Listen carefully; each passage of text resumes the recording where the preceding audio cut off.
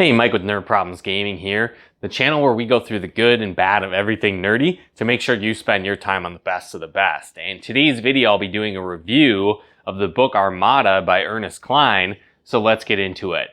So if you've not heard of Ernest Cline before, he actually wrote Ready Player One, super popular book, one of my favorites, also great movie as well. So while Ready Player One focuses a lot on pop culture as well as gaming, and movies and things like that, this one really focuses specifically on aliens and sci-fi and games related to that. So this book follows the story of Zach Lightman, who is your average high school senior that isn't necessarily good at anything besides video games and isn't really sure what to do with the rest of his life, and spends most of his days playing the new hit game Armada and working at the local game store. And he really just always felt like he was destined for more, but wasn't really sure what.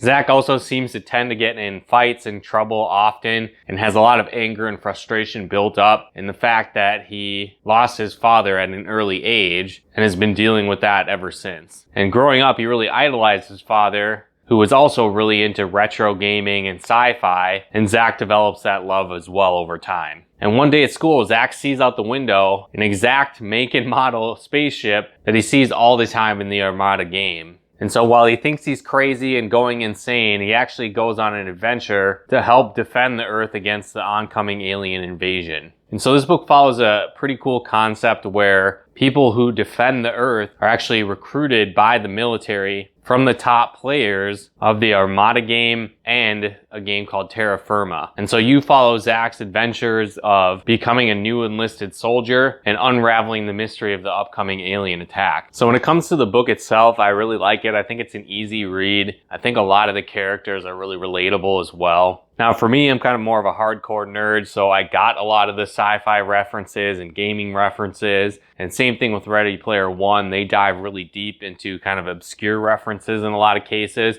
But I felt like in this book, a lot of the gaming and sci-fi references that they talk about were a lot more mainstream than Ready Player One. So it's probably a little bit more accessible for the average person reading this book. I also think the book does a good job of really keeping you on your toes and unraveling the mystery little bit by little bit of the upcoming alien invasion. And so it keeps you really engaged in the story and just always wanting to read more as you go along. One thing I kept feeling like though when I was reading this book is that it was very similar to the Adam Sandler movie Pixels, in the sense that the gamers are coming to defend Earth against this upcoming alien invasion. Now in Pixels, the aliens actually take on the form of video game characters, where that's not necessarily the case in this, where in this book, the alien invaders in the video games are actually based on the real life alien invaders.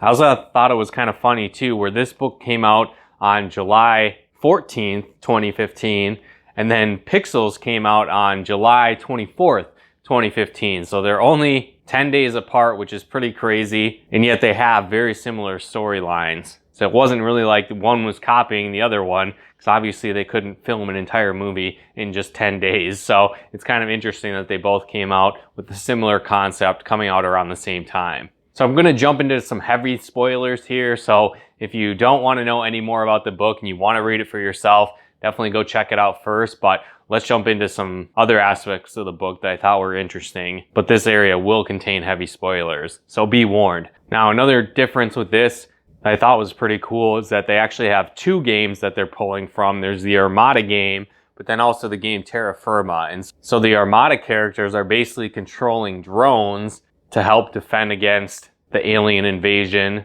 And then the players of Terra Firma are controlling giant mechs that they're used to playing as in that game. And so I thought that was a pretty cool concept where they took video games and then made use of that as military training simulators. Now, one thing that I really liked about the book is the sense that it felt really believable of kind of the overall plot of the story. So again, in the book, you find out that humans did discover intelligent life in the universe back in the 70s, but they pretty much covered it up because the aliens ended up being hostile and they didn't want to create a mass panic worldwide.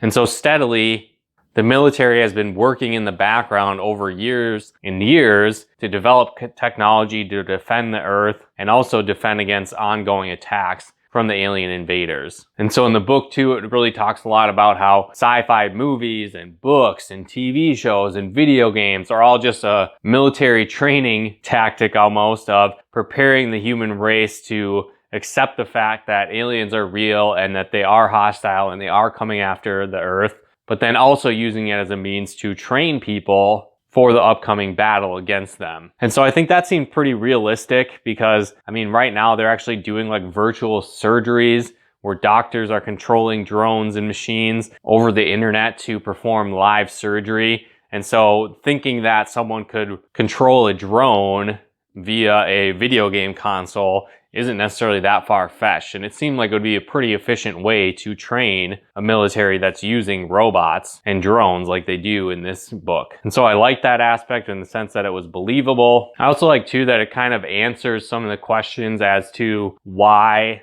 we haven't necessarily discovered aliens to this point, because it is kind of a cover-up. And then it also hits on a lot of the real science behind things where, for example, they find the aliens on Europa, which is a moon in our solar system that has a very high probability of having life because it basically has oceans underneath the layer of ice. Another thing I really liked about the book was the space battles. And so I really felt like I was immersed in kind of like a Star Wars type battle scene as I was reading through those parts of the book. And so it really immersed you into that world and it felt like a real battle going on. And so I really liked the fight scenes in the book as well. But overall, I think it's a really great book and worth reading, especially if you're into gaming, if you're into sci-fi and space exploration as well. I think you'll really enjoy this book. But let me know in the comments below if you like this book. If you've read any other books like Ready Player One or other books from Ernest Cline, let me know in the comments below. If there's other books like this I should check out, let me know that as well. I'd love to hear your thoughts in the comments. But again, if you'd like to pick up a copy of this book, there'll be a link in the description below where you can do so.